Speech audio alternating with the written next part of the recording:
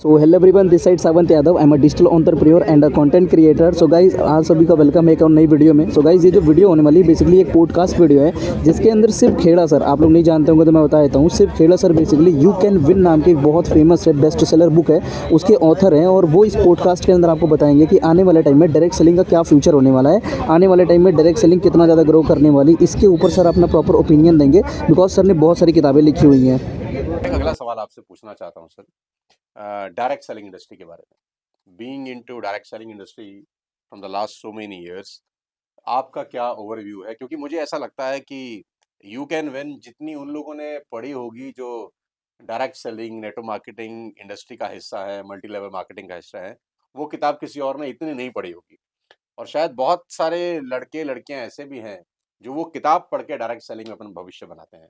आपका ओवरव्यू क्या है इस पूरी की पूरी इंडस्ट्री के ऊपर, और आप कैसे इस इंडस्ट्री का भविष्य देखते हैं अगले 10-15 साल में? मेरे हिसाब से I have one of the highest respect for direct selling industry, highest respect, क्योंकि ये अच्छे लीडर और बनाते हैं। एंड नॉट ओनली दैट, ये आगे जो कर रहे हैं, एंटरप्रेन्योरशिप सिखा रहे हैं। It is leadership. और आप देखें, एक अच्छा लीडर और आगे लीडर और बनाता है। बिल्कुल। घटिया लीडर फॉलोअर बनाता है। जानते हो कि असुरक्षित इतने होते हैं इनसिक्योर। कि ये सीख जाएगा मेरा क्या होगा, ये सीख जाएगा मेरा क्या होगा। वो खाली एक देखते हैं, एक कटोरा है, इतना कटोरा है, ये नहीं समझते कि एक ये तो समुंदर है भाई, इस समुंदर में कभी खत्म होने वाला है ही नहीं। तो वी मस्ट अंडरस्टैंड। तो मेरे हिसाब से डायरेक्ट सेलिंग जो कॉन्सेप्ट है, I think it's a great concept. मैं आपको बना रहा हूं, सिखा रहा हूं। आगे डाउन लाइन है मेरी, डाउन लाइन में 3 4 5 आदमी को एक, चाहे हम लोग आगे लेते हैं, वो आगे डाउन डाउन लाइन को लेते हैं, आगे लेते हैं, आगे लेते हैं। This is entrepreneurship. This is wonderful. मेरे हिसाब से I think conceptually it's a great industry. ईमानदारी से, सच्चाई से किया जाए तो ये बहुत दूर तक इंसान को ले जा सकती है। दुख की बात यह है कि कई लोग बहुत शॉर्ट साइटेड होते हैं। खाली वो दो चीज बेची, इसके पैसे उखाड़ लिए, इधर पैके उखाड़ लिए, इधर से उखाड़ लिया करके, इस that is not the far sighted way.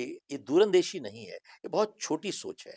But ईमानदारी से इसको अगर किया जाए तो मेरे हिसाब से it is one of the great marketing concept. बहुत अच्छा मार्केटिंग कॉन्सेप्ट है।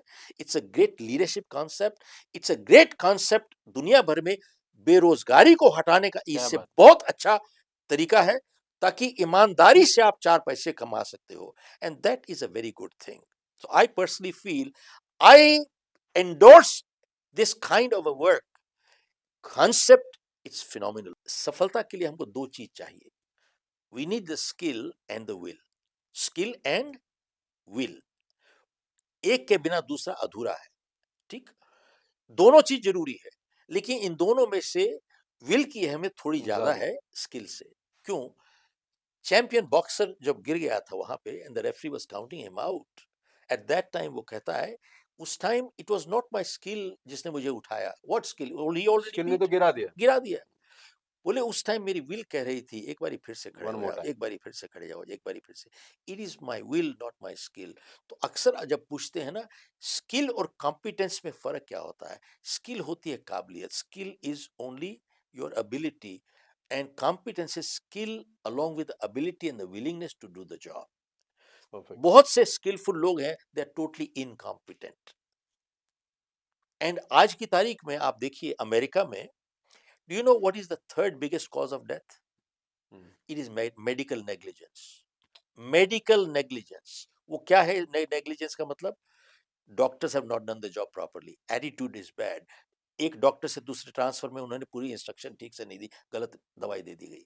मौलाना आजाद मेडिकल कॉलेज में they invited me to address, about 1000 doctors there from all over the world आए हुए थे, एलुमनाई मीट थी इनकी। तो वहां पर अमिताभ कांत भी आए हुए थे वहां पर, दे फ्रॉम नीति आयोग। तो बहुत बड़ी बात हो रही थी स्किल डेवलपमेंट, क्योंकि सरकार ने बहुत पैसा लगाया है स्किल डेवलपमेंट। तो जब मैंने बोलना शुरू किया तो मैंने कहा कि भैया देखिए, कोई भी ऑर्गेनाइजेशन है, संस्था है, and countries, they are not built on skills, they are built on character. They are not built on skills, they are built on character. आप 150 करोड़ रुपया लगा दिया, लेकिन countries don't build on skills. तो मैंने कहा कि एक अगर काबिल डॉक्टर होगा, उसका चरित्र नहीं होगा, वो झूठियां सर्जरी करेगा, झूठे प्रोसीजर करेगा, और उसके लिए एक बीमार आदमी बीमार नहीं है, पेशेंट नहीं है, बल्कि टारगेट है।